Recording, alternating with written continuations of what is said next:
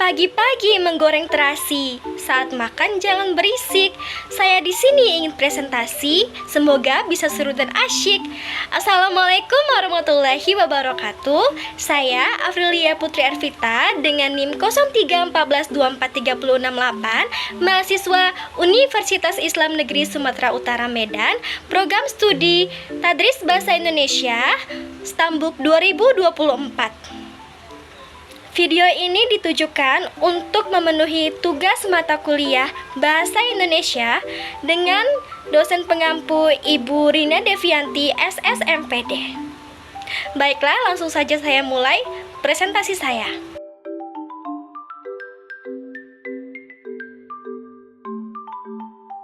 Pengertian diksi. Diksi berasal dari bahasa Latin dictio yang berarti pemilihan kata atau kata-kata yang dipilih. Dalam konteks bahasa Indonesia, diksi merujuk pada pemilihan kata yang digunakan dalam berkomunikasi, baik dalam bentuk tulisan maupun lisan. Diksi melibatkan keputusan dalam memilih kata-kata yang tepat sesuai dengan konteks, tujuan, dan audiens yang menjadi sasaran komunikasi. Penggunaan diksi yang tepat bertujuan untuk memperjelas pesan, meningkatkan daya tarik, serta menghindari kesalahpahaman dalam komunikasi. Berikut adalah beberapa pengertian diksi menurut para ahli. Yang pertama, dari Keraf tahun 2009. Menurut Keraf, diksi adalah pilihan kata yang digunakan oleh penulis atau pembicara untuk menyampaikan maksud dengan cara yang jelas, tepat, dan menarik. Diksi mencakup pemilihan kata yang sesuai dengan situasi dan tujuan komunikasi. Adapun juga dari Chair tahun 2009, Chair mendefinisikan diksi sebagai pemilihan kata yang sesuai dengan konteks situasi dan tujuan komunikasi, yang bisa memengaruhi makna dan persepsi yang diterima oleh pendengar atau pembaca.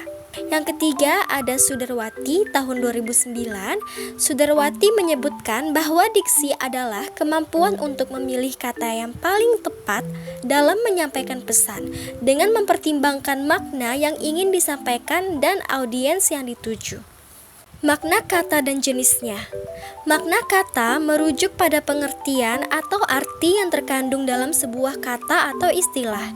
Dalam komunikasi, pemahaman yang tepat terhadap makna kata sangat penting karena dapat memastikan pesan yang disampaikan dapat dipahami dengan benar oleh penerima. Makna kata bisa bersifat eksplisit atau langsung maupun implisit atau tersembunyi, tergantung pada konteks penggunaannya. 1. Makna leksikal dan makna gramatikal. Makna leksikal adalah makna kata secara lepas tanpa kaitan dengan kata yang lainnya dalam sebuah struktur, dalam kurung, ada frasa, klausa, dan kalimat. Contohnya, A. Kata anak. Makna leksikal anak berarti keturunan atau orang yang masih dalam usia muda yang berasal dari orang tua atau keluarga. Contoh kalimat, anak saya baru berumur 5 tahun. Nah, di sini makna leksikal dari kata anak adalah seseorang yang masih muda yang merupakan keturunan dari orang tua. Sedangkan makna gramatikal adalah makna baru yang timbul akibat terjadinya proses gramatikal atau penyimbuhan, pengulangan, atau pemajemukan. Contohnya, A. Perubahan bentuk kata. Contoh, kata dasar baca. Kalimatnya, dia membaca buku. Makna gramatikal kata membaca adalah bentuk aktif dari kata dasar baca dengan penambahan awalan me yang menunjukkan tindakan yang sedang dilakukan oleh subjek, yaitu dia. Yang kedua, makna denotatif dan makna konotatif. Makna denotatif atau makna referensial adalah makna yang menunjuk langsung pada acuan atau makna dasarnya. Makna konotatif atau makna evaluasi atau emotif adalah makna tambahan terhadap makna dasarnya yang berupa nilai rasa atau gambaran tertentu. Contoh, yang pertama ada kata merah yang berarti warna seperti warna darah. Nah, ini termasuk kepada makna denotatif. Yang kedua, kata yang sama yaitu merah yang berarti berani atau dilarang, termasuk makna konotatif. Nah, contoh yang berikutnya ada kata makan hati yang berarti makan hati lembu atau ayam, termasuk makna denotatif. Berikutnya, kata yang sama yaitu makan hati berarti susah karena perbuatan orang lain, termasuk makna konotatif. Yang ketiga, makna kontekstual. Makna kontekstual adalah makna yang ditentukan oleh konteks pemakaiannya. Artinya, makna sebuah kata bisa berubah atau lebih spesifik tergantung pada kalimat atau konteks sekitarnya. Contohnya, A. Kata batu. Konteks yang pertama, dia melemparkan batu ke sungai. Makna kontekstual di sini, batu merujuk pada benda padat atau material keras. Konteks yang kedua, hati saya batu saat mendengar kabar itu. Makna kontekstualnya, batu di sini berarti dingin atau keras hati yang menunjukkan ketidakpekaan atau ketegaran. Yang keempat, kata umum dan kata khusus. Makna umum adalah makna yang memiliki ruang lingkup cakupan yang luas dari kata yang lain. Sedangkan makna khusus adalah makna yang memiliki ruang lingkup cakupan yang sempit dari kata yang lain.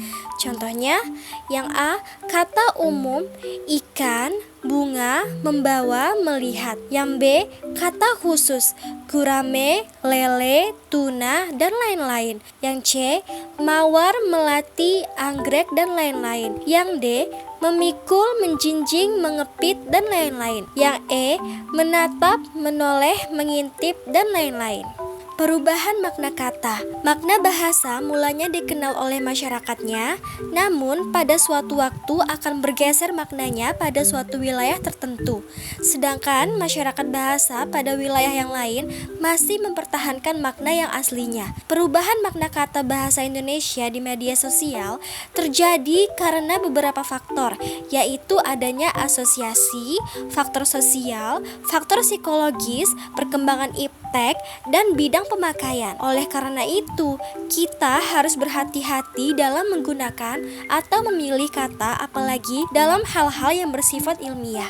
Diksi dalam kalimat. Diksi adalah pilihan kata yang tepat untuk ditempatkan dalam kalimat sesuai dengan makna, kesesuaian, kesopanan, dan bisa mewakili maksud atau gagasan. Diksi dalam kalimat merujuk pada pemilihan kata atau istilah yang digunakan oleh penulis untuk menyampaikan pesan dengan tepat, jelas, dan efektif. Dalam konteks kalimat, diksi mencakup tidak hanya kata-kata yang dipilih, tetapi juga bagaimana kata-kata tersebut disusun dan dipadukan dalam struktur kalimat untuk menciptakan makna yang sesuai dengan tujuan komunikasi. Homonim. Homonim adalah fenomena linguistik di mana dua atau lebih kata memiliki bentuk yang sama, baik dalam hal pelafalan atau suara maupun penulisan atau ejaan, tetapi memiliki makna yang berbeda. Meskipun memiliki bentuk yang serupa, makna kata-kata tersebut akan tergantung pada konteks penggunaannya dalam kalimat. Yang pertama ada homograf. Homograf adalah kata yang memiliki kesamaan tulisan, berbeda bunyi, dan berbeda makna. Contohnya,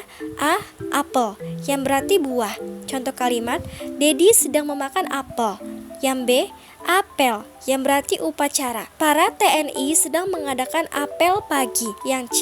Serang, mendatangi untuk melawan. Contoh kalimat, penjahat yang serang warga sipil itu sudah dibekuk oleh polisi.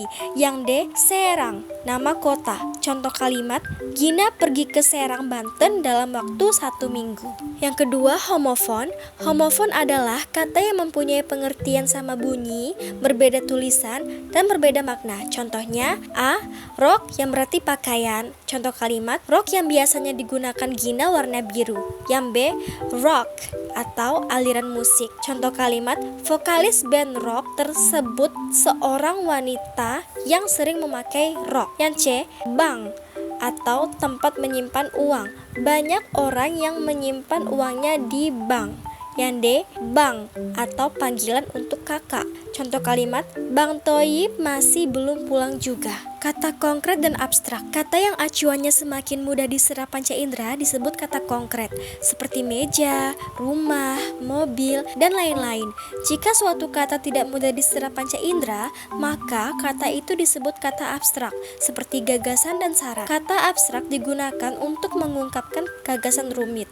Kata abstrak mempunyai referensi berupa konsep, sedangkan kata konkret mempunyai referensi objek yang diamati. Yang A, kata konkret. Kata konkret adalah kata yang merujuk pada benda atau objek yang memiliki wujud fisik dan dapat dirasakan oleh panca indera, yaitu penglihatan, perabaan, pendengaran, penciuman, dan pengecapan. Contoh kata konkret yaitu meja di ruang makan sudah penuh dengan makanan. Yang B, kata abstrak. Kata abstrak adalah kata yang merujuk pada hal-hal yang tidak memiliki bentuk fisik atau tidak dapat dirasakan langsung oleh panca indera. Contoh kata abstrak yaitu kepandaian seseorang dapat dilihat dari cara bicaranya. Baiklah, dari materi yang sudah saya jelaskan tadi, dapat saya simpulkan bahwa pemilihan kata yang tepat sangat penting dalam komunikasi karena mempengaruhi pemahaman, emosi, dan keefektifan pesan yang disampaikan. Diksi yang baik dapat memperjelas makna, menciptakan suasana yang diinginkan, serta menghindari kesalahpahaman atau ambiguitas. Diksi yang tepat dapat meningkatkan kualitas tulisan, memperjelas maksud penulis, dan membantu pembaca memahami isi dengan lebih mudah. Oleh karena itu, penulis perlu memperhatikan dengan seksama pemilihan kata yang digunakan agar pesan yang disampaikan dapat diterima dengan baik sesuai dengan tujuan komunikasi.